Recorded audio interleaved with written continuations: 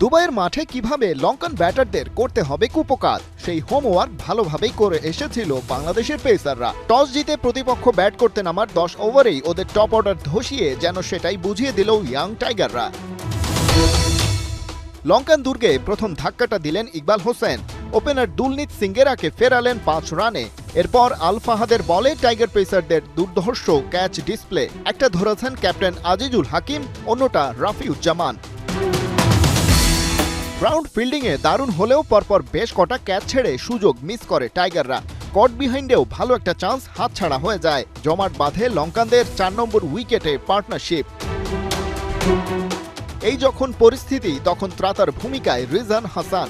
লাকভিন আবেসিঙ্গেকে ফিরিয়েছেন 42 বলে 21 রানে। ভাঙে ভামিদ দিনসারার সাথে তার 40 রানের পার্টনারশিপ। তারপর কাভিজা গামাজও ফিরেছেন ব্যক্তিগত 10 রানে। নিজের বলেই ক্যাচ নিয়েছেন রাফিউজ্জামান।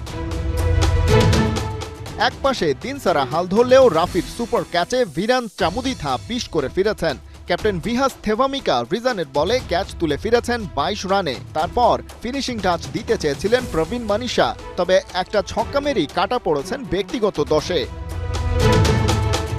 নন স্ট্রাইক এন্ড থেকে তাদের যাওয়া আসা দেখছিলেন দিনসারা। শেষ বেলায় তুলে নিয়েছেন সেঞ্চুরিও। আল ফাহাদের বলে বোল্ড হওয়ার আগে 132 বলে করেছেন 106।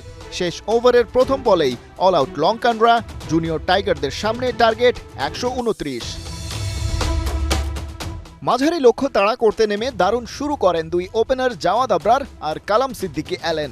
ওদের পার্টনারশিপে আসে 52 রান। আবরার ব্যক্তিগত 24-এ রান আউটে কাটা পড়ার পর ক্যাপ্টেন আজিজুল হাকিমও অল্প সময়ের ব্যবধানে ফিরে যান। 8 রান আসে তার ব্যাটে। অধিনায়কের চেয়ে 2 রান পেছনে থাকতে রান আউট হন শিহাব জেমস। এরপর দেবাশিস সরকারের সাথে ইনিংস বিল্ড আপের চেষ্টা করেন 50 তুলে নেয়া ওপেনার কালাম সিদ্দিকী অ্যালেন। দুজনের মধ্যে হয় 74 রানের পার্টনারশিপ। কিন্তু অ্যালেন সেঞ্চুরি থেকে 5 রান দূরে থাকতেই ফিরে গেলে কপাল পুড়তে শুরু করে টাইগারদের। আরেক সেট ব্যাটসম্যান দেবাশিস আউট হন ব্যক্তিগত 31-এ। কিন্তু তখনও জয় নিশ্চিত করা খুবই সম্ভব ছিল। তবে টেইলের ব্যাটাররা যোগ দিলেন যাওয়া আসার মিছিলে। হাতে 1 উইকেট নিয়ে শেষ ওভারেও ম্যাচ জেতার সুযোগটা হাতছাড়া হয় টাইগারদের। পরাজয়টা আসে 7 রানের ব্যবধানে। খালিদ জামিল, 71।